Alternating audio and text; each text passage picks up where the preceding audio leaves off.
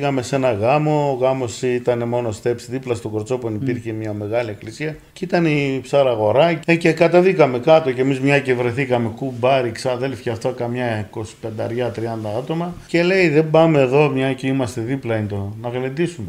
Εν πάση περιπτώσει μπαίνουμε και εμείς, λέει μπορούμε να κάτσουμε, λέει μπορείτε. Κάποια στιγμή εκεί που παίζει ο Γρηγόρης, ξέρω εγώ, πάει ο αδελφός μου λέει να πει το αδελφάκι μου 2-3 τραγούδια. Εντάξει, που δίνουν το μικρόφωνο, παίζει ο Γρηγόρης και τη λύρα. Και είπα, ξέρω, Σουλτουραμπόδε, ξέρω εγώ τότε αυτό ήταν. Τραγούδισα, έρχεται και ο Γόγος. Από πού είστε, ξέρω εγώ.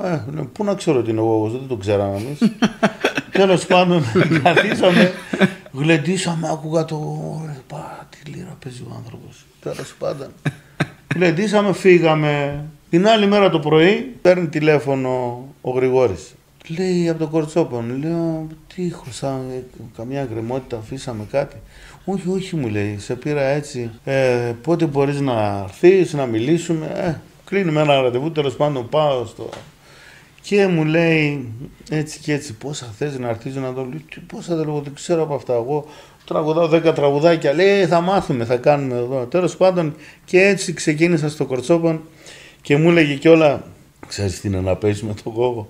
Εγώ όμως τότε δεν ήξερα πολλά πράγματα και έλεγα μαζί Γρηγόρη καλύτερα παίζουμε.